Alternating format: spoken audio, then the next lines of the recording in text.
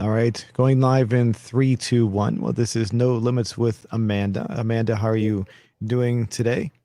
I'm actually doing really well. It's been a really busy week. I don't know if anybody else is feeling this, but I don't know. I guess the change of season, there's a lot of activity. I feel like people are back at work. Everything's like going back to normal. So I feel like it's really busy and there's just a lot of responsibilities on my plate right now. So it's been a crazy busy week. I cannot believe it's already Thursday again. It comes up so quickly, but I always look forward to talking to you Zoom and to, hearing comments from all the viewers. Oh, I enjoyed talking to you too, actually. It's quite fun. So cool. We Thank both have you. that going for each other now. So, Yep. How are you doing? How was your week? well, as I was telling you before we went live, I've been looking at different cars and everything for, well, I should say I've been looking at the exact same model car, just at different dealerships. So, but I discovered that, I know I'm saying this before as well, that the salespeople can be really scummy. So, one of the car dealers in particular, which was one of the closest ones, was he they told me the price of the car that was going to be $25,000. And then when I said, okay, well, send me the documents over, I'll take a look at it, and maybe I'll put down a deposit. And when I got the price of the car and the documents, he said it went up by 2,000 to $27,000. And I was like, I called him up. I said, wait, what's going on here? This is a 2,000 more, $2,000 markup.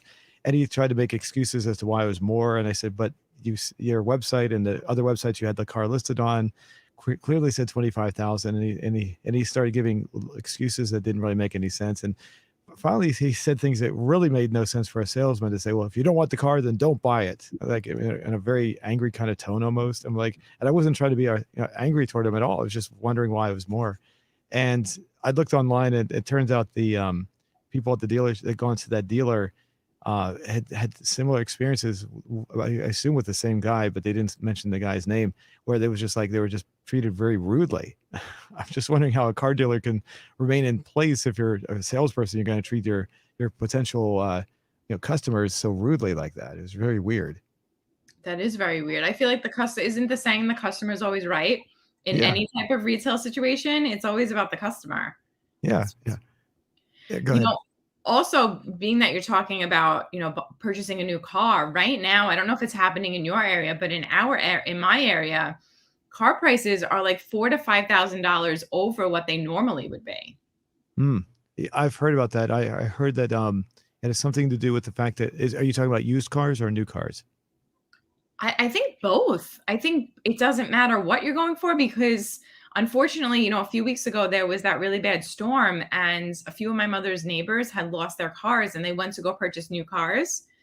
And one of the women bought the exact same car that my mother bought like 6 months ago. And she was quoted, she had to pay $4,000 more than my mother did. Hmm. I believe what's going on is that there's a what they call a chip shortage. Have you heard about this? I've never heard that terminology, but I thought it was like a supply and demand issue. Well, apparently they don't have enough chips for the car's computers right now. So the cars are there. The new cars are all built and everything, but they don't have the chips to install. So all these new cars are sitting there waiting to be installed. So what's happening is the new car dealerships are running out of cars, and so there's a demand for them. And because of that, there's also a demand for the used cars. So that's why the prices are going up. So supposedly, when and if these chips ever come back, they're going to the car should start to come trickle back in, and there should be a lot more to buy, and that's supposedly why the prices are going so high. I've heard a few different reports about it. I don't have all the details, so I might be. I'm pretty sure I'm pretty close on what I'm saying there. Yeah, I'm sure you're right. That makes a lot of sense. It's so, and I feel like a little bit naive that I didn't know what you meant by chip, but obviously the cars are all have like smart technology, so they have chips in them. Yeah, yeah. And it's in fact, I've heard reports that used cars, like you said, where you said are averaging like $4,000. I've heard that used cars are actually much higher than normal, than their normal value, and that makes sense as to what you're saying there. So, the I've heard that like if you want to buy a used car, you can actually get it. If you want to buy one, you often have to pay more than when the car itself was actually new, if it's in good enough shape, which is really odd. Wow, that is odd. So in a sense, if you bought a car and you want to get rid of it right now, and you don't want to lose, because most newer cars depreciate obviously over time. So now you could actually get all your money back potentially if it's a desirable enough car. So It's so interesting. Everybody who's listening, make sure that if you have a used car, get rid of it now.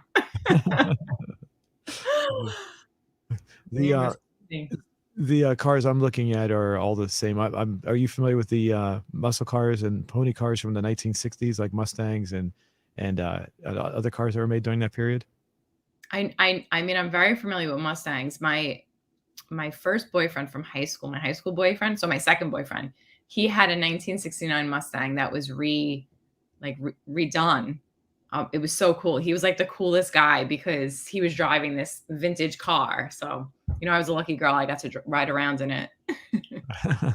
I owned a 69 for a while. I sold that one. I still own I still own a 265s, a 66 and 267 Mustangs that they're probably not as nice as your boyfriend's though, your ex-boyfriend though. So they're in varying states of repair. I also imported a couple of Australian cars about 17 years ago, which are in very, very nice shape. So, and those were, I don't know if I told you about those. If I brought them up, let me know. But and the car I'm looking at is one of the what they like a retro car. You've probably seen them where over the past like 15 years they've been making these cars that resemble cars from the past, but they have modern technology obviously, and then they have a modern influence. So it's like a new perspective on an older design. I think that's so cool that that they're doing that a lot too with electronics, not only with, I mean that's totally off the subject, but they're creating like refrigerators that are vintage looking, but the guts, the inside of them is actually modern as well. So it's Oh, pretty really? interesting. That's Yeah. that's interesting. Go ahead. I'm thinking, do you have a long driveway where you leave all your cars? Oh, I live in a very rural area. So what I have is I have a little parking area in my backyard. I have an acre of land. And so I have a garage and then like a little parking area where I can park all my cars. It's a big slab of concrete that was laid down before I bought the place. So I can park them on that. That is so cool. Do you cover them or are they out for anybody who drives by can see them? Well, I live on a private road, so it's very hard to see them. And I have an 8 foot high privacy fence around the back of my property. So we're very, very isolated. So it would be once in a while, somebody who comes up the road will happen to see and glance and see them, and they'll come over and like, go ooh and ah about them, like, because these are cars that are like mostly sought after type cars. So like the Mustangs, like, and the people are like, wow, that's really cool. You have that in there. So the ones that are from like I brought from Australia, though, I have them in a garage because I can't leave them outside. They need to be protected from the elements, basically. So Mm-hmm. Did you ever, I don't know if you ever did any of this, but like sometimes movies need vintage cars. Did you ever submit your cars for a movie? oh, I could, but the thing is, the cars that I have are they would unless they're looking for cars that need more work, then they probably wouldn't want them. If I submitted my Australian cars, which are really nice looking, they would probably say no because they stand out too much. You know what I'm saying? Usually I know what you're talking about. I've thought about doing that, but they're usually looking for average cars from the past. They don't want something that really stands out and grab people's attention. So the cars I have from Australia would probably focus more that people are looking in the background like, what the heck is that? And it would draw attention from from what's going on in the movie. So they wouldn't want to have those. And if they wanted something that was like a lesser quality, I could use those, but then I'd have to drive them, and I don't feel like driving them right now. They have antique plates, and it would be a little too much work. So I kind of gave up on that. But yes, I have thought about doing that. So Yeah, that's so interesting. did you ever see the movie Jesus Christ Superstar? I don't know if you've heard it. It was in the early 70s. Okay, I'm familiar with the play, but I don't think I've actually ever seen the film's production of it.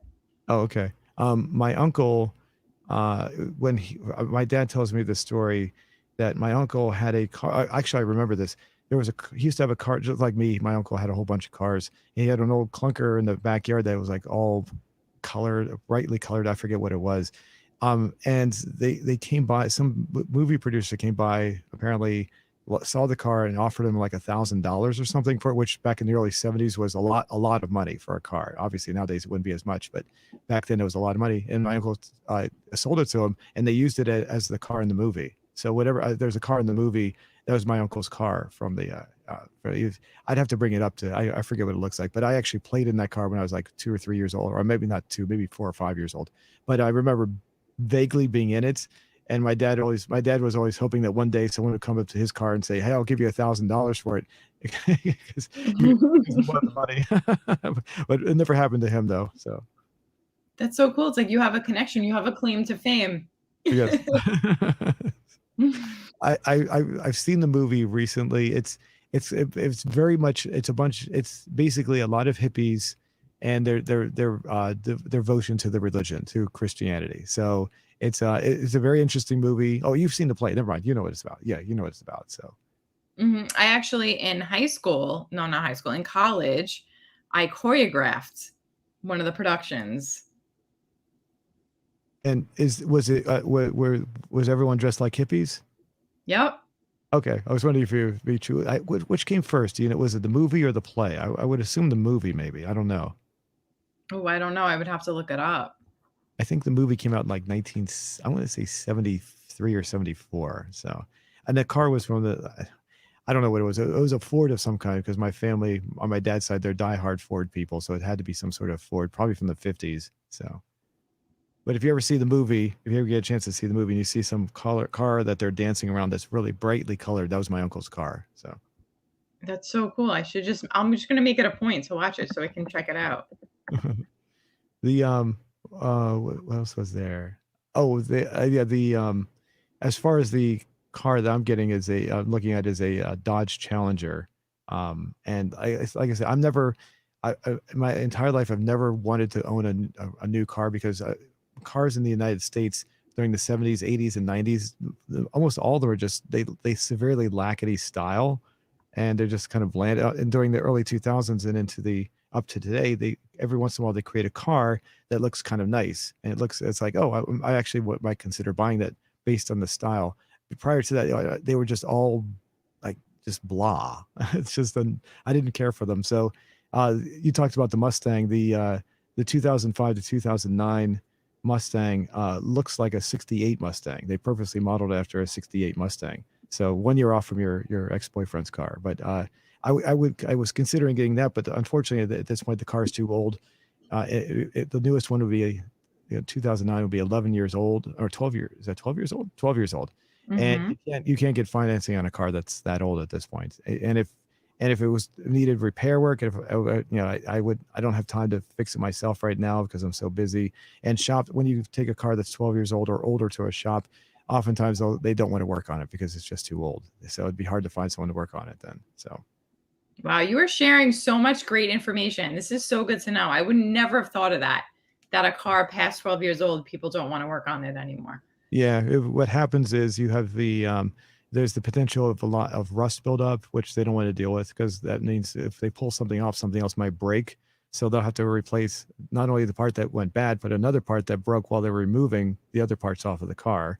Um, finding the parts because when cars get beyond a certain age, you can't find them because they don't make them anymore. So then you have to go to a junkyard to get the parts, and that they obviously they don't go themselves. They go to the junkyard, and then their driver will drive the part over to their shop. But then you can't. It's harder to guarantee that the part will work at that point. So you can't a newer part you can guarantee, but the older part, once you put it in, it could go bad, more easily than a brand new one. So they don't want to deal with that. That's why it's usually a problem. Wow. Thank you. But the point that you just made about the rust, it makes sense because I have I think a 2009 car and it's already like underneath by the wheel, it's already starting to rust. Oh, okay. Yeah, yeah. My the one I'm driving on a regular basis is a 20-year-old old police car, a Crown Victoria. And talk about rust. A couple years ago, the it's got so much rust that the gas tank rusted and gas started coming out of the top of it. That's how bad it was. And it got so rusty that the brake line in the back rusted out, and my brake pedal went to the floor. But fortunately, when that happened, I was at a complete stop in a parking lot. So fortunately, I wasn't moving when it happened. Right, that's so scary. You don't even think about that, like, complete safety hazard. Yeah, yeah. And when I took my car, I used to work on cars when I was in high school. If I can do it myself, I'll do it. But if I don't have time, I'll take it to a shop. I took the car to the shop that I take it to on a regular basis recently because an exhaust had developed an exhaust leak, and they called me up and said there's too much rust. We don't run a. They didn't put it like this, but basically they did not want to work on it. They were very politely saying we don't want to touch your car anymore. So Yeah, they're like, "We don't wanna be blamed if anything goes wrong," basically. yeah. "Your car's too much of a liability, sorry. Take it somewhere else." So that's one of the reasons why I'm looking for another car. And like I said, I have these other cars, but and some of them are the two of them are very, very nice. But driving around in a car that's the two I brought from Australia were both built in '74. Driving around in a car that's built in '74 they really stand out. It's just going to draw way too much attention, and also they're extremely rare. So driving a car, if somebody hits them, I'm going to be really upset. And they're also getting more valuable. Unlike most cars that depreciate, since these are collectors' cars, they actually appreciate. They go up in value. So I think I'm pretty sure right now they're close to the value of my house, each one. So like they're both. My house is like actually not as much as my house. They're less than my house. I think they're both valued around 150,000 each. I paid like about 17 for one and 18,000 or 19,000 for the other. So they just keep on going up in value. It's incredible. Huge return on investment. I don't know, Yeah. everybody says buy property, buy real estate, maybe you should just buy classic cars. Yeah, I know, and it was really weird because when I bought them, the people were doing that in the United States, but they weren't doing it in Australia yet. And I was like, "Wow, these cars are still ripe for the picking." It's like I found two of them, and at the time I bought them, I thought I paid too much, but at this point, no, I didn't. I paid just the right amount. So That's incredible. Woo! Make sure you keep those cars very safe. yes. So let's look at our question from last week. I'm going to bring that up over here. We got a pretty decent response. There we go. There we go. So, what is your favorite type of Halloween candy? And leave an example. I guess I could have I said leave an example, leave a comment. I could have just that's worded kind of odd where I wrote the word leave in there twice. So I could have worded it differently. But Reese's peanut butter cups got overwhelmingly 74%. Interesting. I hate Halloween. Came in second at 11%. Let's see, 6% with your choice, and Twizzlers at 5, and Tootsie Rolls at 4%. Let's see. Looking at the comments we got here. Sorry, I don't celebrate it because of the crime. The crime. Is there crime associated with Halloween that I'm not familiar with? I don't know, I guess maybe it's the little things that people do, like egging cars and toilet papering houses. That's really all I've heard about. Yeah. Yeah. Okay. I love Halloween, but I do not. Wait. I love Halloween, but I do not hate Halloween. Okay. Okay. I had to read that twice to make sure I was reading that correctly. Up here in Alberta, Canada, we call it Reese peanut butter cups. This is like my favorite all time around. There we go. Let's see, miniature Snickers and Baby Roots. I love the baby. When I was a diehard Snickers fan. The baby Snickers were always pretty good. Yeah, I like peanuts, so I like Snickers too. Hmm. I remember my grandmother one time. This is before she passed on. This is like at least 20 years ago. We were having a conversation, and she brought up the fact that she loves Snickers as well. I was like, oh, well, we got something in common there. She said that was one of her favorite candies. So, Similar taste buds. uh Stardust. Oh, Stardust. I haven't had. That's the one that's kind of fruity flavored, isn't it? Yeah, Starburst. Oh, Starburst. Excuse me, Starburst. Yes. Uh-huh. Halloween isn't popular in my country. I'm not sure. Rafa, I'm not sure how to pronounce the last name, but he leaves a lot of comments there. So I forget which country you're from, Rafa. Um, in Halloween's, and among us Halloweens, got little images here. Update is free hats when Halloween will be end. That'll be back. Then I'll be back. Then I'll be back. Okay. Let's see. Here in India, it's rare to see people in Halloween costumes. Hmm. I I know with this, yeah, we have a very wide international audience, so I was kind of curious how what kind of a response we would get from people from outside the United States. Um, Reese's peanut butter cups.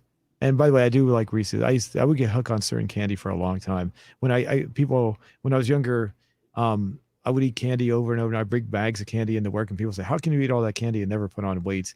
And I was at the time I was about 150 pounds, and as I grew up, as was working in these locations, it was mostly radio stations. I was sitting down a lot. I eventually got up to about 225 pounds. So I assume it was the candy was attributing to that. Yeah, sugar. Sugar can definitely attribute to weight gain if you're not moving. And that's interesting too. You said you lost so much weight, right? And Yeah. you didn't even realize you had lost weight until you went to your clothes weren't fitting, Yeah, right? exactly. So I'm back to my that old high school weight of between around 145 or so. So yeah, so I gained the weight, then I lost it again. So Yeah, that's a good reason to go shopping for a brand new wardrobe, right? yeah, well, yeah. But the odd thing is, I think I said this, my clothes still seem to fit. I mean, if I don't wear a belt, I have to wear a belt. My pants will slide down. So I mean, they are fitting, but it's not that bad, which is really strange. So I still wear the same medium sized shirts and the pants. The pants did have a flexible waist, so that might be helping why I can still wear them. But I find that Mhm. very odd, very strange. So who me who is not American and doesn't know any of these candies, confused. Pick something face. Pikachu. What's that? Is that a what is that? That sounds familiar. Pikachu's a Pokemon, right? Okay. Okay. Yeah, I'm not familiar with all the Pokemon, so sorry. Let's see. And Sandeep Mohanar, who's a regular contributor, says to everyone reading, I hate Halloween skeletons and jump scares everywhere with a little face. Jump scares. I'm trying to think. Are there jump scares? Are there any jump scares in during Halloween? I guess he's just contributing, making them, drawing an analogy of sorts. I guess. Mhm. How do you feel about all those? I think I mean, they make sense. It got me present to the fact that we do have international listeners, and maybe I should have been a little bit more mindful of that fact to see if there's something that they celebrate that's similar. Hmm. So I'm really sorry about that. But I guess I'm not surprised that it was overwhelmingly Reese's peanut butter cups because they're the best. Well, for me, I would say Reese's peanut butter cups would be the best once in a while. I would go through these phases. So for like several weeks or maybe in a few months, eat those. And then one day I'd switch and go like, we have Tootsie Rolls on there. I'd eat Tootsie Rolls. And then then I'd switch and go to Snickers bars. And so I would go through these phases. And I would go through where I really liked Twix. You remember Twix? Um, Oh, I love Twix bars. And then they had the mini fun size Twix too, like what you were talking about with the Snicker bars, the little Snicker bars and the little baby roots that somebody wrote in and said they liked. Yeah. Yeah, and I just chomped them down. I'd buy a whole bunch of them. I was at the superstore at the supermarket. I assumed the people who were ringing up my food would look at me really strangely because it's like it was like several bags of candy. So nowadays No, it's completely different. yeah, the only time you can get away with that is during Halloween, right? When you Yeah, buy yeah. gigantic bags of candy. All right, so you had a question. You and I were discussing this before we went live. What is the question you wanted to ask this week? Yeah, so what happened was a little while ago, right before we came up to go live, I was eating soup and I burnt my tongue. And Oh, it got me present to the fact that there are so many different things that can happen to us, like small things that cause big pain. So I wanted to ask everybody, like, what's the worst kind of pain? And then give the options of biting your tongue, maybe burning your tongue, stubbing your toe. Is that not stubbing your toe is like one of the worst pains, no? And like you catch yourself off guard when you do it and you never think it's going to be that bad. And oh man, I can't think of anything else after I stub my toe except my foot. uh-huh. Yeah, I stubbed my toe when I was walking outside. And yeah, yeah, that was painful. Would you include other things aside from simple like what I'm leading up to is when I was a kid, I had serious ear issues. So I would get ear infections, and the most serious pain I ever encountered that I remember was getting an earache, and it was just so painful. and I had to go to the doctor every so often to get it. And eventually, when I got into my early adult years, it just went away. I never had that problem ever again. I had to have tubes put in my ears and all that, but that was the most excruciating pain I ever remember. Oh, that's horrible. You know, my brother actually went through that too when we were younger. He kept getting ear infections and ended up having to get tubes twice. Yeah, and the most painful, actually, now that you brought up the tubes again, I was thinking about this. Um, when you said twice, I mean, my when I had to have the tubes put in, the doctor who I went to actually removed them, and he touched my eardrum with a little thing, a little metal thing, and I didn't expect that, and that was actually more painful than the actual ear infection. I forget that was the pain Oh, I'll never forget, and I was like, that was extremely painful. Something touching your eardrum is the most one of the most painful things you can ever go through. I mean, I ever went, I it was excruciating. So oh, I'm so sorry. That sounds horrible. yeah, Yeah, let's add that. okay. And the thing is, he didn't even like touch it really hard. He just like it just like grazed against it. It was like oh, it was like oh, and I cried out, and I was like I was probably only like maybe 7 or 8 years old when it happened. So Yeah, I would have been crying. yeah, and I remember what happened was they put tubes in both of my ears. So the first time I wasn't expecting it. It was a complete surprise, the pain. The second time I did not want to go because the tubes didn't come out at the same time. So like maybe a few months later, we had to go back and I didn't want to go back. And I said, no, no, I don't want to go back. I kept on playing. No, please, I don't want to go back. And this time I was expecting the pain, but it was still just as painful. So, okay. So stub your toe. Oops, I was supposed to. Okay. What else would I know you went through all those. How do you want to put these? Oh, uh-oh, we lost her. So we'll give her a second here. Let's see. Oh, there you are. Now you're back. Yeah, here I am. I'm so sorry. Oh my goodness. I lost you for a second there. So you were saying that the second time that you had it, you weren't expecting the pain, or you were expecting the pain, and it was Oh, just as bad. yeah, yeah, so the second time I was expecting the pain, so I begged my dad, and I did not want to go back, but he took me back anyway. I just because I did not want to experience it a second time. But in the second time, it was just as painful as the first time, but I was prepared for it, but that didn't matter because it was still just as painful. So, and I was begging them, please, I don't want to go back. I don't want to go in there. So, That's terrible. To be a child, it's so I feel like when you look back at things as a child, it's such a different perspective than as an adult. mhm. And the one thing I don't know if your brother went through this. My best friend, his name is Trevor. We've been friends since we were 10 years old. He had tubes as well. And he told me that his tubes were never removed. Were your brothers removed? No, his came out. They just came out on their own? Yeah. Oh, interesting. Okay. Okay. Because Trevor told me they just left them in there, and I don't know. I don't know all the details, but I was always curious as to why mine had to be physically removed, and I hear like other stories where people just came out. I don't know. I don't know. So interesting. Interesting. Yeah. So okay, so stub your toe. What would be the that's right. You were I said stub your toe when you were off the when you were disconnected. So I asked, so what is that good? Stub your toe? It's perfect. Okay. And then another one I would say, oh my, do you ever hit your funny bone? Oh, that's a good one, yes. It's not funny. It hurts. And then burning yourself, like somehow, like like with you did, like how you did with like eating something. Yeah.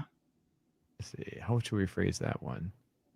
Um, burning your mouth on hot food. Okay, that work.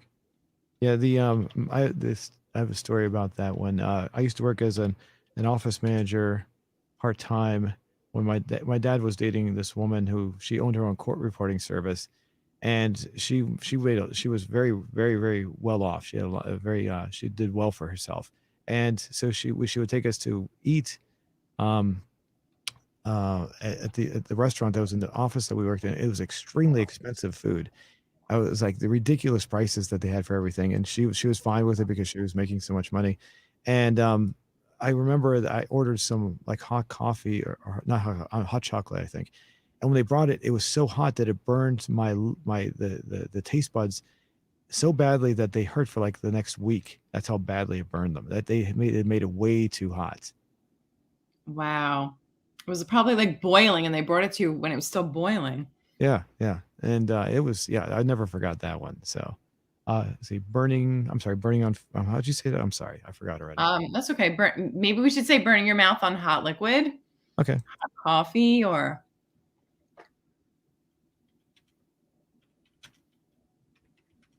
liquid. Let's see, coffee. Yeah, I'm not a coffee person myself, so I'm trying to think of hot chocolate. I did that. I'm trying to think of anything else. Tea. tea. Yeah, but there we go. That should work. Okay. What else? um, I was thinking, what else? Oh, paper cut. Paper cut. Okay. I got one. I got something like that recently. What did I do? Oh! I know what it is. Yeah, stupid me. I went to. I have a lot of canned foods. I have an electric can opener, and the can opener pops out, and the can lid gets attached to a magnet, so it's excuse me, so it's not attached to the can anymore once it's separated. And I reached for it, I grabbed for it by the sharp edges, and it went right through my finger. Oh And I no, was did you cut your finger off? oh, no, well, they just put a big cut in there and it started bleeding. And when I bleed like that, it just takes forever for it to stop. So it's like I was like angry at myself, yelling at myself for doing that. So I immediately rushed over to wash it off, and then I just put my little makeshift band-aid on it to it's and then put a little bit of Neosporin on there. But I was just angry at myself for doing it. I knew not to grab on the sharp part, but I did it anyway. And ever since then, I've always grabbed at the so my hands don't touch the sharp edges anymore. So I learned my lesson. Yeah, you learned your lesson the hard way. Actually, to be honest, I've done it a few times actually. So I'm still learning. I'm still learning. I haven't quite got through it yet. So hopefully I'll learn completely. So one other time I was doing it with a can of cat food, and that was actually more recent than that one. So I was opening up the can of cat food and then slice. I was like, oh, and I was like, I knew I was going to do, I did it again. I wanted to slap myself for doing it one more time. So, It's okay. We learn. But it makes me think of when I was like, I think I was 10 years old or 12 years old. The Rangers had just won the Stanley Cup. Now, this is like dating back. And my brother went to throw out the garbage and he had a can of recycling and we were messing around outside and he flung the bag. Like he was holding it, but he flung it and I put my hands up to block my face, and one of the cat food cans, the rigid edge, came out, like sliced through the bag and sliced my finger, and I ended up having to go and get stitches. wow. Oh, wow. That's a deep cut. Ooh, Oh wow. yeah, Wow. Are you okay? Did it leave a scar? yeah. I still like looking at it now. I still have like a tiny little mark, but yeah, I mean, you could still see it. It's like it's not a raised scar, but it's still there. If you look closely at my finger, you can see it. It's right below the knuckle too. It probably wasn't the best place to. If you're gonna get a cut, that's not where you want to get a cut. But what are you gonna do, right? Yeah. Wow. Did it bleed a lot?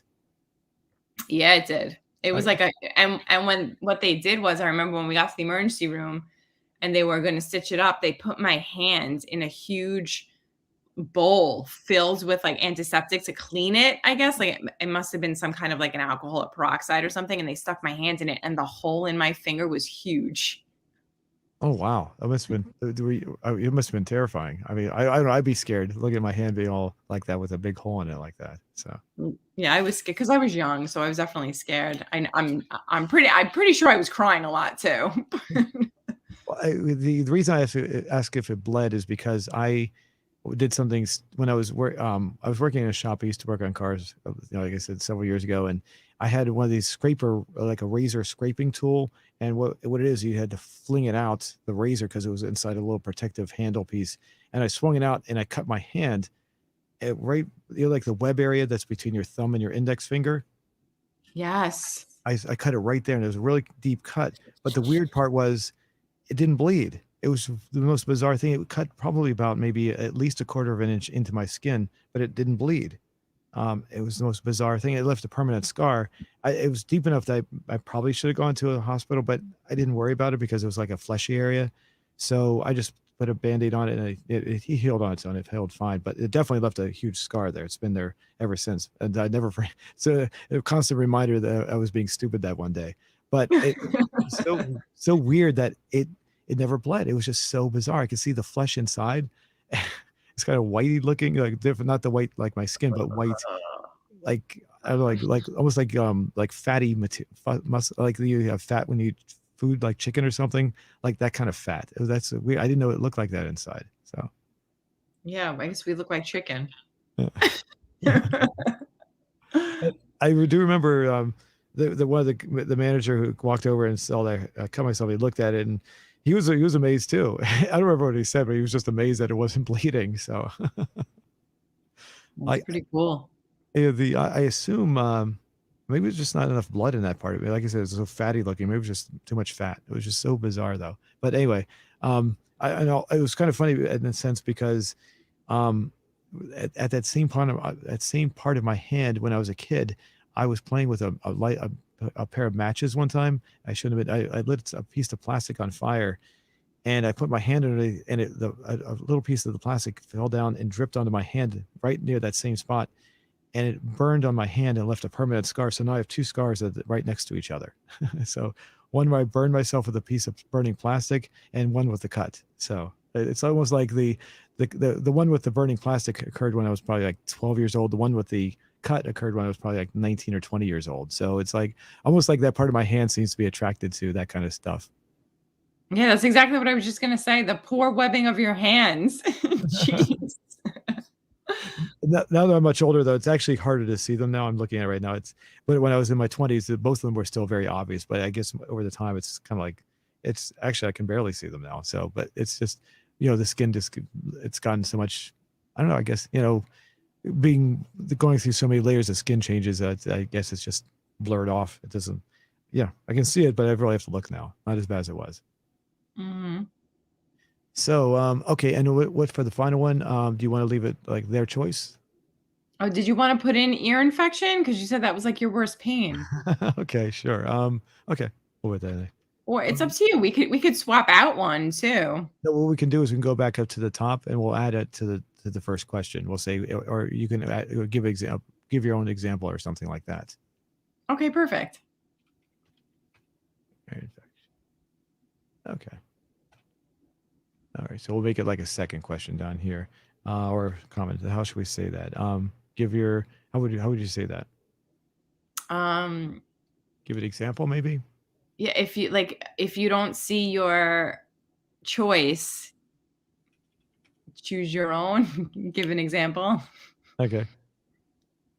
If you don't see your Let's see if you. Yeah, sorry. If you don't, there we go.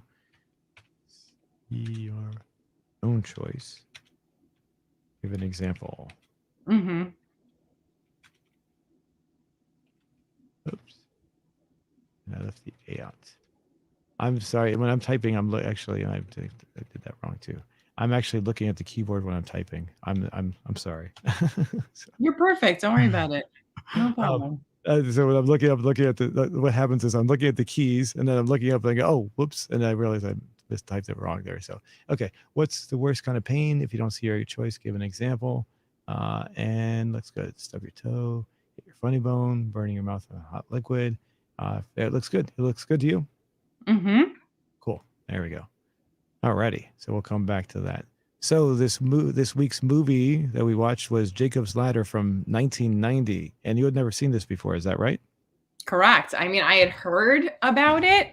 I guess I had heard the title. I didn't really know what the movie was about. And then we watched The Sixth Sense last week. So then you mentioned, that there was a big surprise at the end of Jacob's Ladder. So you recommended it. So I was excited to watch it. Okay. So obviously we're going to give away a lot of spoilers basically for the movie. So and the funny part is I was looking at them when the movie came out, and I'm looking at this thing like 1990. And I'm thinking, oh my God, has it been that long? I remember seeing this movie new in the theater. So I didn't realize that many years had gone by. And when I saw the movie the first time, I think I might have told you this before we went live last week, that I was like trying to figure out what's going on with this movie. It just goes here, goes there. he's doing flashbacks, and he does another flashback where he's with first he's with Jesse with his girlfriend, then he's with his wife, and it's like, and then he's seeing all these like demon type creatures, uh, and and I'm like, what's going on? And then at the very end, he realized the big twist, of course, is that it's not a flashback. It's actually, it turns out it was a flash forward the whole time. That the whole thing with his girlfriend and the wife was all basically going on in his head, essentially, or at least from what I interpreted it was going. I like to say that it was going through a maybe a like maybe you up to the person, up to the viewers, there's their own interpretation of what they're seeing as to how to interpret what was going on. How would you describe that?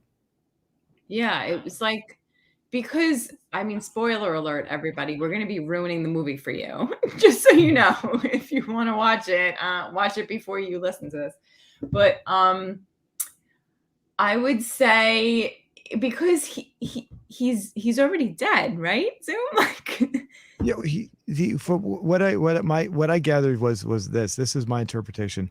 They at the very beginning of the movie, they're in Vietnam, right. and he's in a platoon, and they're going berserk, and what happens, it's revealed later on that he is a that they're on that the government experimented on them, and so what they did was it gave them drugs, and the drugs caused them to attack each other, and so they're all going through different kinds of weird states of mind. Their minds are in different weird realms, and so throughout the entire movie, he's in the process of dying, and his mind, he's created this a world in his head of all the people he's known, and he's living through those examples, and that's helping him guide him to dying into the process of going on to what he perceives to be an afterlife.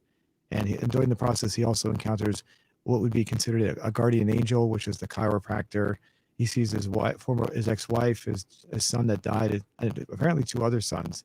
They didn't really get into those, and the girlfriend which was, I think, was supposed to be a representation of something else.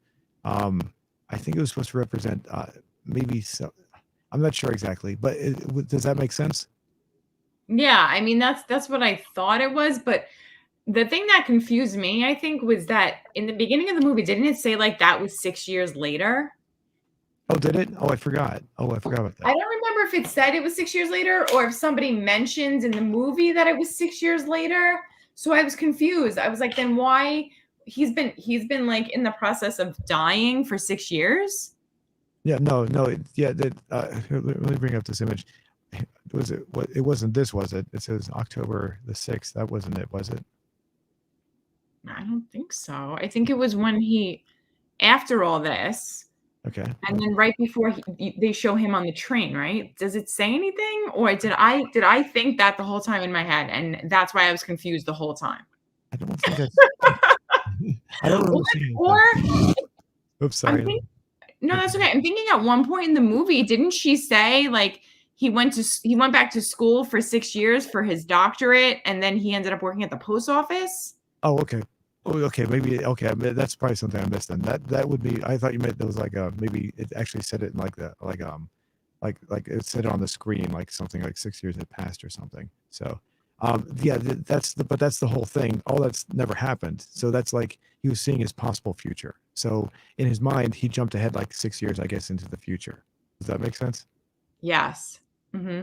Okay. And the funny part is I found this funny. Other people caught on to this. I would bring this out. It's not a big deal, but the fact is that he was. It's supposed to be like the early 70s, I think, maybe late 60s, early 70s. And when he jumps into the future, it's like you said, maybe 6 years ahead. All the cars are appropriate for that time period, but how would he know what those cars would be like in his head? So he's seeing cars that were built in the late 70s. Uh, how would he know? And those were actual cars from the late 70s. How would he know what the cars were going to look like if they're all in his head? Is what I'm leading up to. Wow. So That's such a brilliant observation. yeah, it's just because when I was so much into cars. That was the first thing I covered, looking at all the cars because they were pretty accurate for the time period. It's just a little nitpick I was pointing out, but it's not a big deal. It's it's but basically the whole story implies all along that that the Vietnam scenario, him flashing back to what happened to him during that day. It turns out all along that that was actually the current time. All the other things were the flash forward. So and so everything you see, like when you say 6 years ahead, that was not 6 years ahead. That was just him interpreting what was going to happen 6 years in the future. That's so interesting. Okay, so I had it backwards. Yeah. I didn't So, get that they were flash forwards. I didn't get oh, it. really? Oh, Yeah. oh, okay. Okay, because that's the big twist ending. That's the big twist because at the very end of the movie, which I jump ahead, um, he actually dies on the table in Vietnam. Right, that I caught. I knew that he was actually dead, but I don't know why I didn't make the connection that he was flashing into the future in his as he was dying. I don't know why I didn't put that together. Okay, okay, okay. So does that make sense about the twist ending now? Oh, yeah. Like, I knew that he was already dead in Vietnam. I knew that this was all after Vietnam, but I guess I didn't think about it Okay. far beyond that. And so what in the movie, I mean, in the story in his head, he kept on making reference to the Macaulay Culkin character, who was his son, and he said, I remember him saying specifically that his son died before he went to Vietnam. So in his head, at least, uh, he's very sad that his son died. So he is rejoining his son to go off to when he goes up the staircase at the very end. They're going off together to live in what he perceives the afterlife. But the question is this just going on in his head? Or is this basically supposed to be his real son spiritually visiting him and taking him to this afterlife the afterlife itself? That's what I'm saying. I would believe that this is left up to the audience, the viewer's interpretation. Yeah, I agree with that. Because and even he even said, "I'm taking you upstairs." And I feel like people sometimes refer to the afterlife as upstairs or Mm, going up. yes, yes. Mhm. And then when they get up there, it fades to white, and that's basically him dying right there on the table. That was the end of it. And that's when he flashed, and you realize, oh, so he was actually in Vietnam the whole time. Like, and then when I saw that the first time, I was like, oh my God. So at that point, when I saw that, it's like everything just came together because throughout the entire movie, they're saying that he kept on being told he was dead. And he said, I'm not dead. And, and he wasn't actually dead yet, but he was in the process of dying. And it was basically saying it's inevitable. You're going to die very soon. That's the way I interpreted it.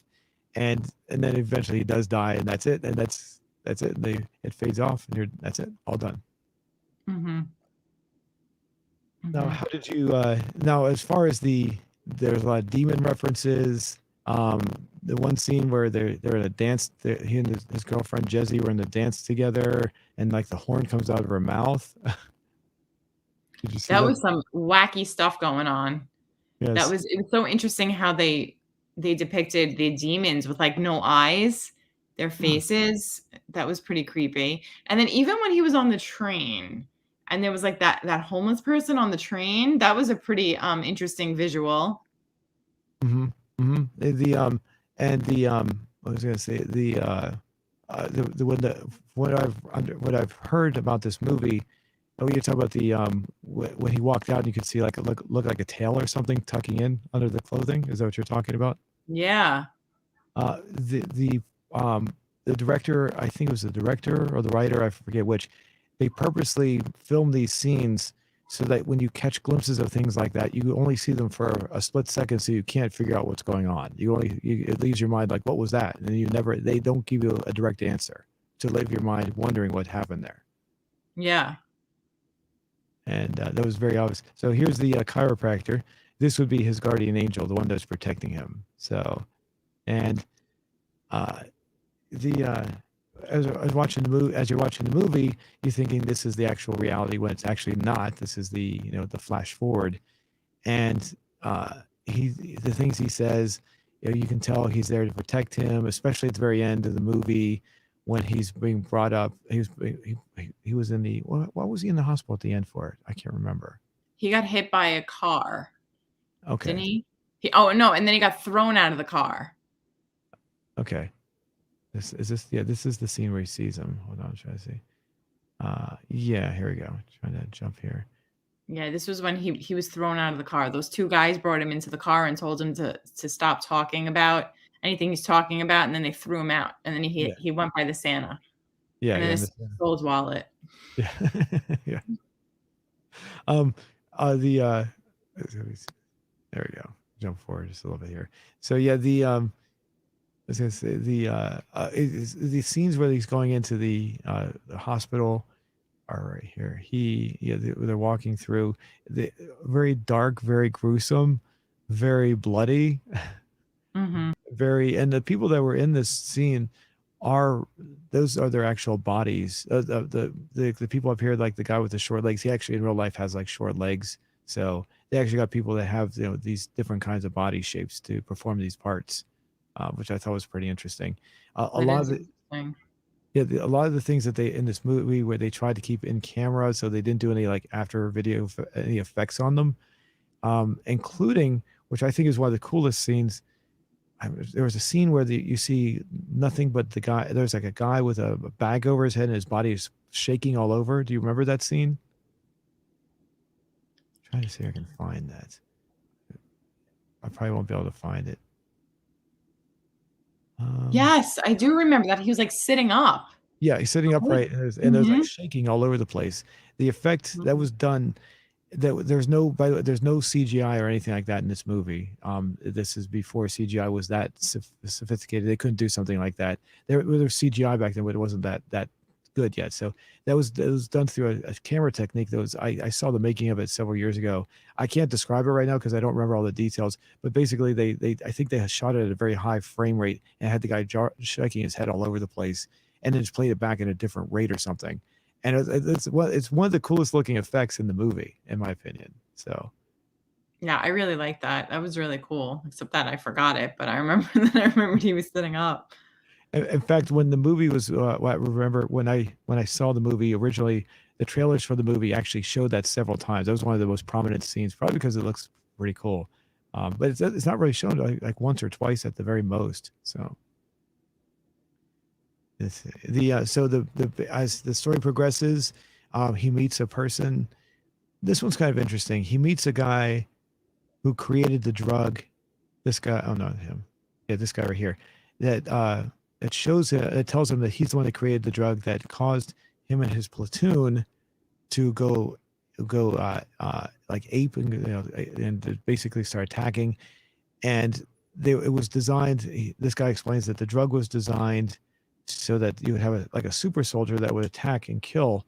But it turned out that it worked, but in the wrong direction. It caused them, instead of fighting the enemy, or Charlie as he put it, he call he they attack themselves, and that's what happens at the very beginning of the movie. You think that they're that Tim Robbins' group is being attacked, but it turns out no, it's by the enemy, but it's actually they're attacking themselves. Mhm. And It's crazy, and then it makes you think too, like, did this stuff really happen in Vietnam? That's why I think it's still on my mind. yeah, yeah, and I think there is. This is not conspiracy when I say this. I think there were actually. I think it's been documented that the government did do things. I want to say I know because I've heard of it. I just can't remember specific instances. But they've been doing it since like experiments on people since definitely since at least World War II. So Mhm. it's really disgusting how they do that. But and the interesting thing about this character that's brought in, he claiming to be the one that created the drug, and you're looking at him and you're like, so this is part of the reality that's going on in Tim Robbins' mind. So how would Tim Robbins get this information in his head like that? That's the only question I would ask. That's actually, it's funny what you're saying this because I was gonna ask you the same question. Oh, okay. Like, how does he know this if he's dying? Like, did he make up this reality in his mind, or because he's dying, does he learn the truth because it's part of his journey to death? Yeah, that's a good question. I don't know. That's a good question there. And I right now it's left open, so I don't know. So if anyone knows, maybe I don't think there's an official explanation as to what happened with that, but and the entire, like I said earlier, it's I guess each person has their own interpretation, so I don't think there's any wrong answer at that point. You know what I'm saying? Mhm. So. And this is, oh, I want to jump back at being that this is Tim Robbins, one of his early movies. Um, this is when he was not very popular yet, too. So he had done a couple of movies. What did he? I think he did a movie called Bull Durham. I've never seen that one. I know it was popular when it came out. I'm gonna bring up the IMDb page. Give me one second here. Okay, here we go. There we go. So yeah, and so when he did this movie, he was definitely not a well, he was known but not a popular actor yet. Let me bring this up. There we go. Uh, oh, he had done the infamous Howard the Duck. I don't know if you've ever seen that movie. I did see that movie a very long time ago, probably when it first came out. Oh, okay. Let's see. So here's what year was that? 1990. So actually, he'd been in a lot. He'd been in several movies, but he just wasn't popular yet. He and as the time went on, oh, Cadillac Man. That's a weird movie. The Cadillac Man stars. I think he stars Robin Williams as a car dealer. And Tim Robbins comes in and tries to hold the people in the car dealership as hostages. And I don't remember the whole story, but I remember seeing that. So, but yeah, Oh, you can see interesting. Jacob's Ladder Shortcut. Yeah, Shawshank Redemption, I think, is one of the ones that really made him well known. So, and Mhm. Hudsucker Proxy is an interesting movie as well.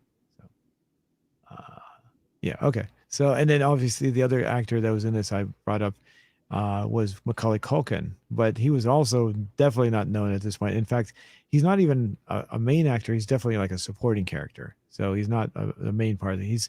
He's more or less a focus of Tim Robbins' character in this movie. Oh, I guess I could call him Jacob because that's the name of the movie. But Jacob, the woman that plays Jezzy, his girlfriend Elizabeth Tenya died. She passed on recently. So Oh, really? And as I'm watching the movie, I'm going, I have to look her up on IMDb because I'm like, what else is she from? let's say like oh, actually she died 2014. So it was like almost like wow, almost exact. Oh, it's today's the 14th. So today's the Oh, anniversary. wow. So that's 7 years ago today. So let's take a look. Yeah, Grash. I don't see anything. La Bamba. I've heard of it. I've never seen it though. The what's this one? I know this one. I've never seen it. The Incredibles. Oh, yeah, but that's animated. I feel like I know her face from something. Yeah, she does look familiar. So um, let's see anything. Yeah, I know what you mean. It's actually stand up and just Free Willy. I never saw Free Willy, so Oh, I saw Free Willy. It's probably one of those. yeah. Mhm. So yeah, but she was her character was, I think she was supposed to be like something to represent death or something. I think I'm not 100. Oops, I didn't mean to go that far.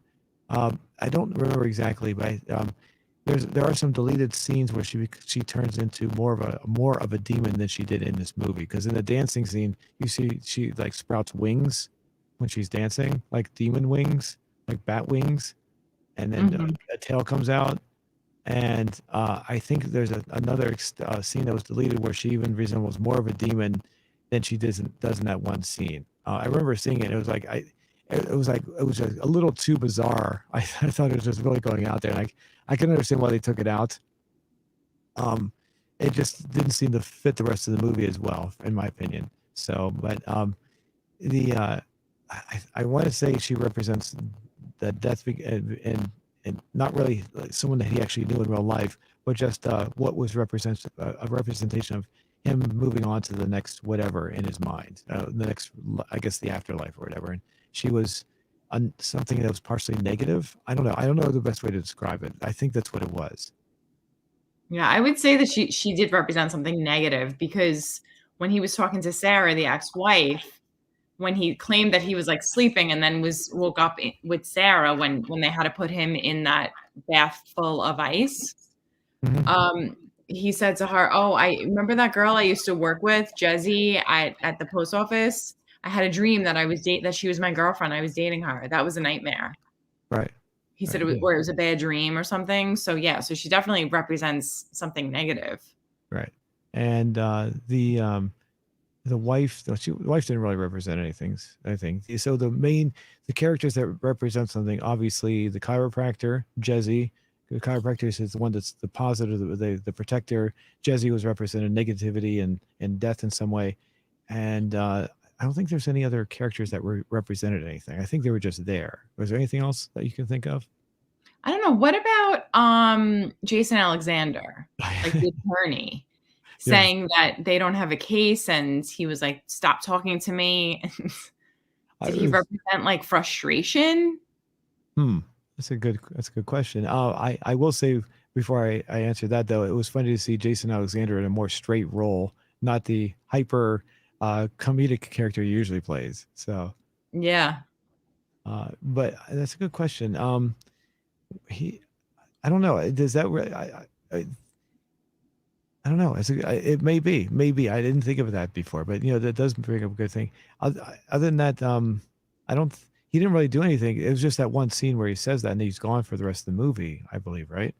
Yeah, it was just the one scene. So it might have been, but as far as that, yeah, I don't know. That would be a good point, but I can't think of anything to add to that because that scene was just so short that it was just over, and you're like, oh, okay, then that's it. You don't see him after that. So. Mhm. I wonder if maybe he was Hope at like because all of the people that, Jacob was in the military with went with him to go meet with the lawyer to see if, he could figure something out about if there was like a conspiracy with Vietnam. And at first he said yes, he would look into it. So maybe he was like Hope, and then it was like Hope being crushed. Hmm.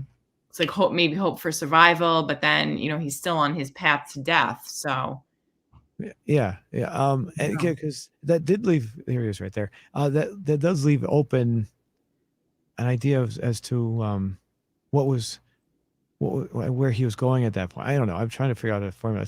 I'm not formulating my thoughts right on this one. Um, because the after that, all his friends kind of like just they gave up as well. They wanted nothing to do, and they didn't want to talk to him. And Tim Jacob was basically by himself at that point, essentially. Yeah, I wonder if that was symbolic of his friends dying too. Maybe his friends died at that point. Mm, yeah. I don't know. Maybe I'm reading way too much into it at this point too. you know? Um, the one of the scenes I do want to bring up, which is a little off topic, and my dad and I think my best friend and we always laugh when we've seen this, or at least I think we all laughed. I know I did. Was when he's walking in the subway. I'm bringing that up right here. He walks onto the tracks, and there's a scene where he walks onto the rail, and he taps his foot onto the rail real quickly to see if there's any electricity there. Did you remember that scene? Yeah. I always laugh when I see it because if, of course, it's in his mind, so it doesn't really matter. But in reality, if you step on something that's electric, you could probably die instantly doing that. So the idea of just tapping it like it's going to be okay is most likely it could actually lead to your death just because you want to see if there's any electricity. I always laugh because I know it's later on it's revealed it's not a reality, but it is it just makes me laugh. That's all. I just want to bring that up.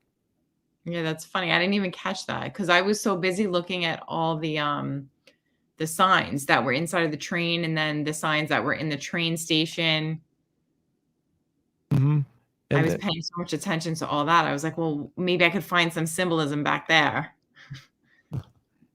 see, here's the thing right here. I'll jump to those signs in a second here. Here he goes. He's walking along, and then I don't get a copyright, so I'll pause it every so often. So hopefully that'll disrupt the copyright here. Walks over, and I know I'm dragging too long in this one, but I want to do it anyway. He goes, goink. Yeah.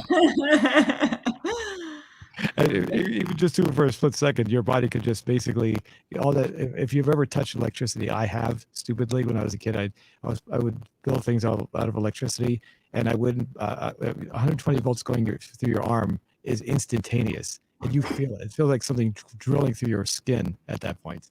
So, and you can become instantly paralyzed from it. So, anyway, I So want to that really didn't work, I guess. see. I went to say, I'm glad you brought up those signs because I remember that he was sitting in the subway car, right? And it says something about hell. Yes. Let me Uh-huh. see if I can find that. It says something about hell and also said something about taking drugs, I think. Yeah. Yeah, it was like two signs. Were there any others? I'm trying to get to that. Let's see if I can find them here. Here we go. No, there were only two in the train in the oh, that I forgot too. See, New York may be crazy town, but you'll never die of boredom and joy. Okay. And this is the ones I was thinking of. So you're thinking of Mhm. other ones. Where were they at? No, that was the one that I was thinking of Oh, okay. about doing drugs, but then and then in the station itself, there was, a sign that had ecstasy. Oh, okay. I completely forgot. Was it after? Do you remember? Yeah, after this, when he's walking, like, to exit the train station.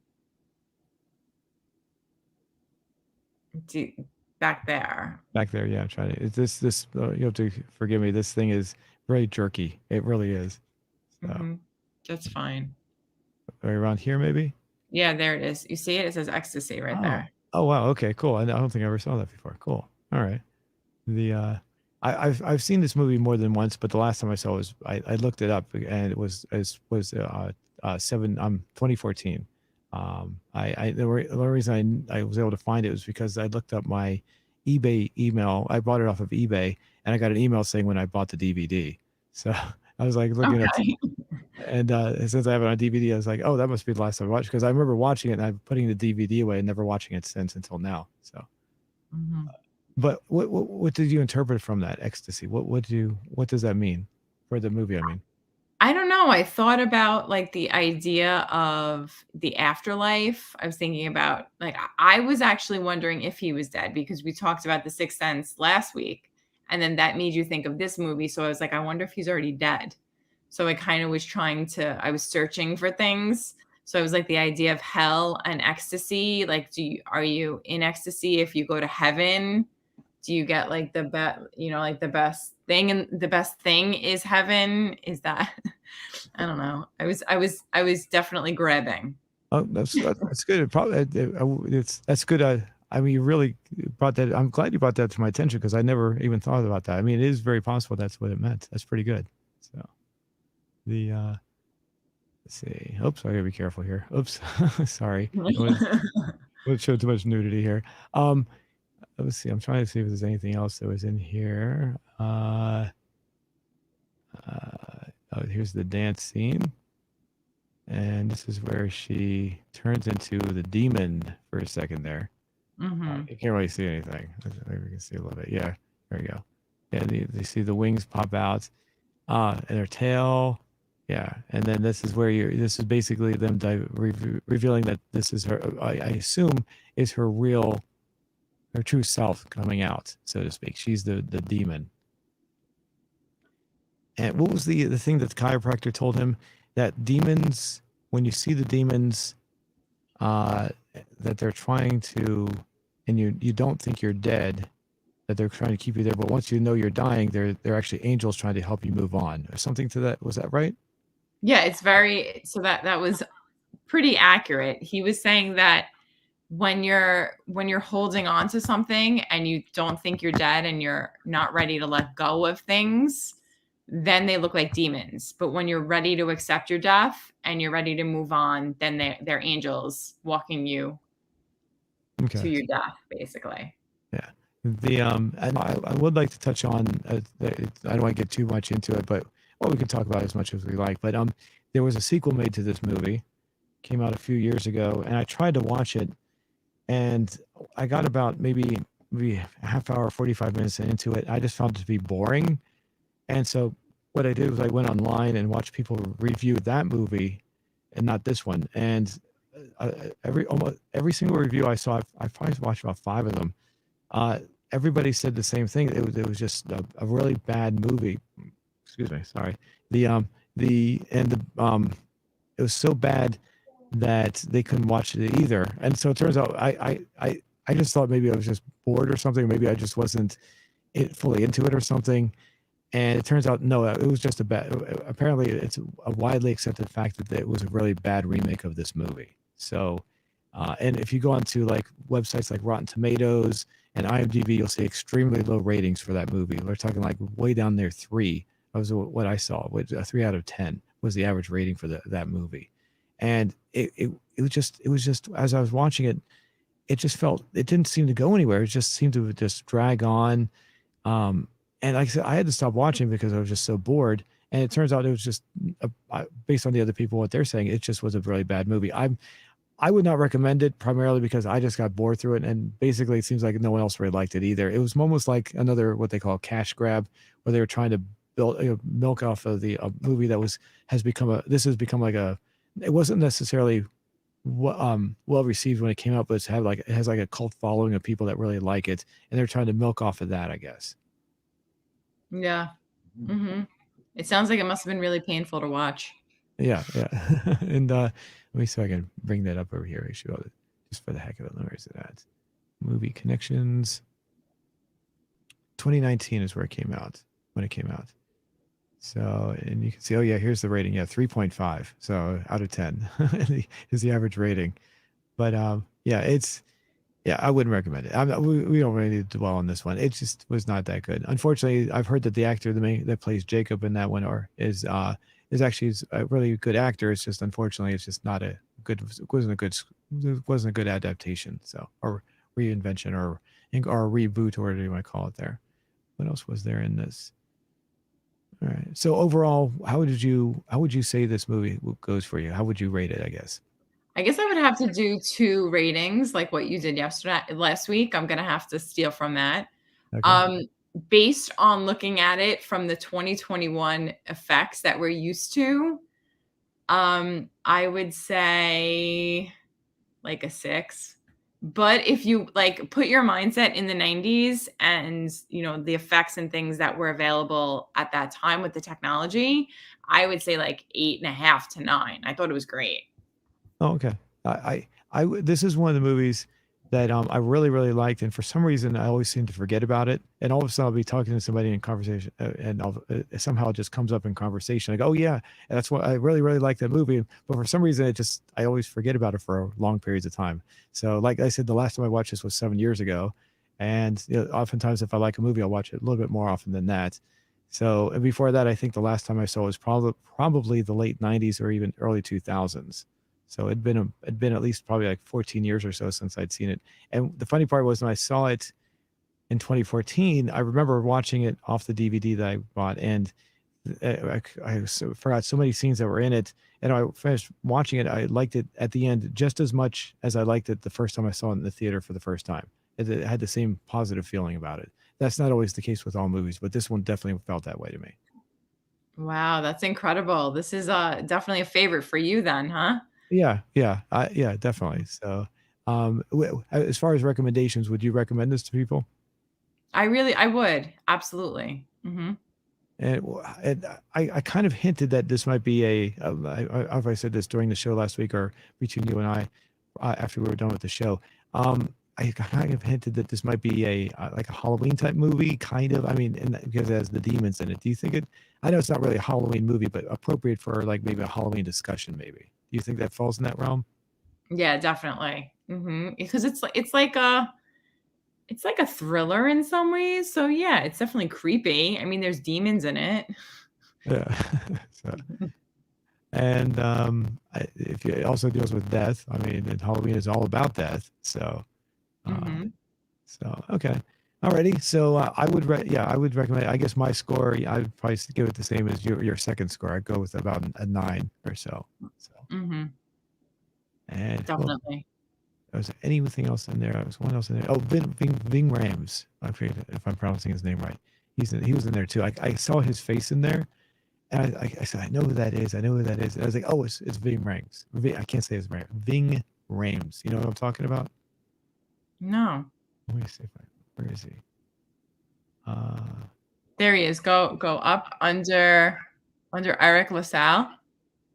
am I going? Up, up, up, up, up, up. There. Down. Okay, there we go. Thank you. Yeah, Ving Uh-huh. Rhames. There we go. Yeah, yeah, he was in that. Yeah, and I saw him in there. I was like, oh, who is that? And I was like, okay, now I know who it is. So Oh, he played one of his friends. One of yeah, the yeah. one of the soldiers. Yeah, and I was like, he looks a lot older there.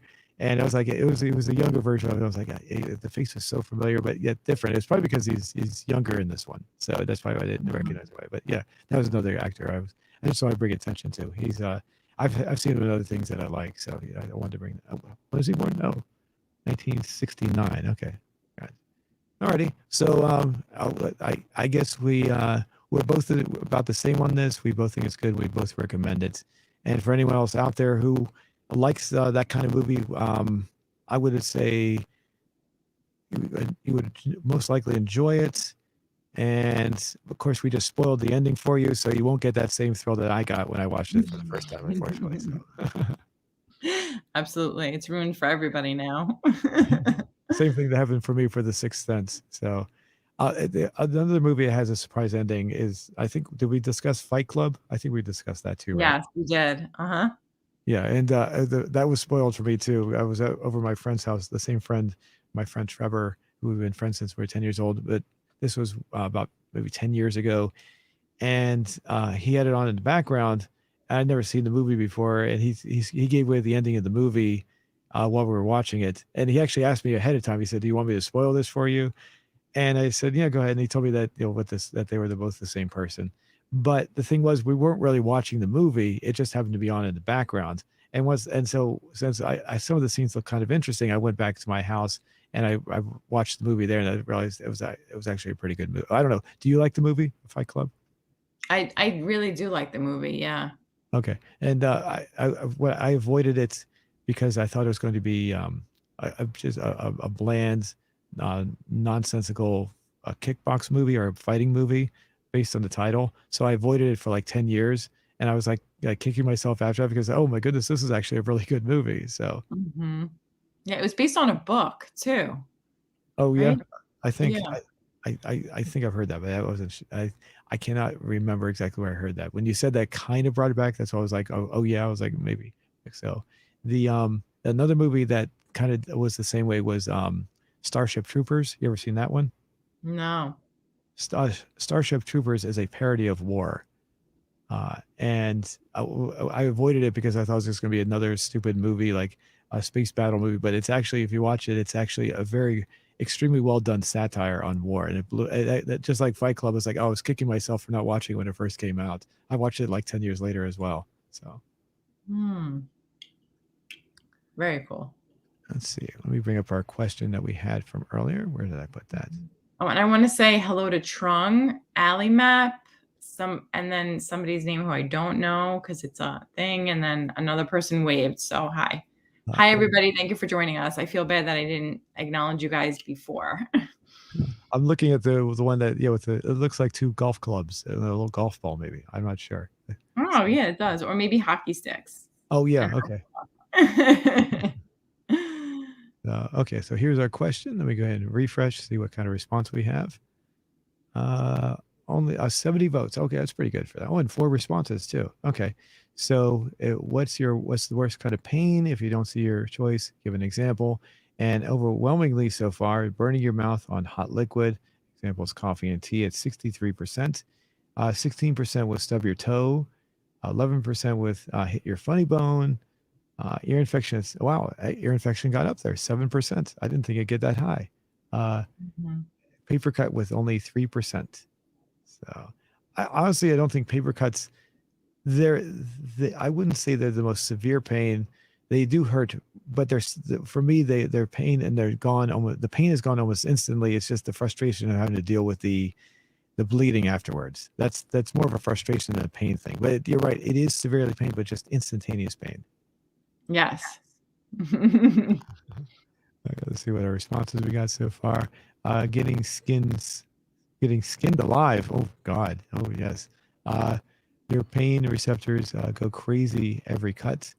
Um, there's a torture.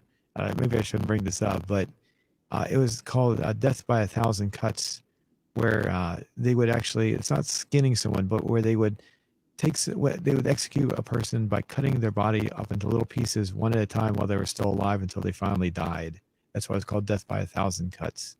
Oh, And that sounds horribly torturous. That's terrible. yes, and it was actually practiced until about 100 years ago, like around the 1920s in certain parts of Asia. And there's actually, they don't have video of it, but there's actually photographs of it. I don't think it's done anywhere else right now, but it was actually done primarily, as I want to say, in Asia, but it might be in other parts of the world as well. So yeah, gruesome stuff there. Get hit in the groin. Oh, okay. Okay, whenever I see someone get hit in the groin, for some reason they act like they always make it like a joke. When I was like 7 years old, I was running one time. I fell and hit my groin, and that is he's right. That is one of the most painful things. I don't know. It's going to be different for a man, for a woman. I can't say what it would be like for a woman because your private area is going to be a little different, obviously. But for a man, since the part of the body that is hit is exposed more than a woman's, it was incredibly painful. And like I said, I was only 7 years old at the time. I was running along a curb that was in a parking lot at the school I went to. And one side the curb went down to where the parking lot was, and the other side it was a drop by about a foot. So the curb was like walking on a narrow beam almost. It wasn't level. There was no grass on the other side. It was just a foot drop. And so I was running on the curb and I fell right between my legs. So yeah, I agree. And the one thing that always I get a little angry about was when they make fun of it in movies, because obviously those people have never actually experienced it, because if you're laughing, you have no idea how painful that is. So Yeah, I've heard that like any man who this has happened to and then they see it happen to somebody else, they actually tear up. oh, I haven't teared up, but I will say I think it's stupid that people laugh at it and they make fun of it. So I will say Mhm. this though, for anybody who feels like they're being attacked by a man, it doesn't matter if you're a man or a woman who's the victim. If you kick that man in the groin, you will definitely paralyze him for sure. So Wow. it's a good defense. It's definitely a good defense if if you're in a life or death situation. You're being attacked. It is definitely the best thing you can do is kick him as hard as you can. So they'll go down instantly. So getting run over by a damn train. Let's see. To be honest, all of these are pain. To be honest, all of them are painful. A small cut leads to a lot of pleasure generation, which causes a lot of pain to your body. Uh, ill, go with all of these. Oh, I'll go with all of these. Okay. I thought I said ill. Okay. I'll go with all of these. Okay. Okay. And that's Sam D. Mohan, our regular contributor. And Brandon P is also a regular contributor as well. So, yes, I would say getting over by a train would be very painful. I have seen videos, though I've not actually seen, I didn't see the gruesome part. I have seen videos where people have walked in front of a train in a subway to kill themselves. And all you see is the person walking over the ledge, and then the train comes and they're either dead or seriously injured at that point. And I just cannot imagine thinking that's the best way to. I'm not saying you should kill yourself. I'm just saying that it's got to be one of the most gruesome ways to kill yourself, though. I mean, I can't even imagine what that's like. I mean, I feel sad for the people because they've gone to that point in their life, but to do it that way, oh my, that's unbelievable. So. Absolutely. So, alrighty. So, how do you feel about these? I don't know. I didn't think that burning your mouth would have been the worst. Yeah. Hi. No, I will say though that I told you when I had that hot chocolate at the time. That pain was so painful. I still remember it to this day. And like I said, I had the pain for like a week. So maybe a lot of people drank some hot stuff and it just you never forget it. So Mhm.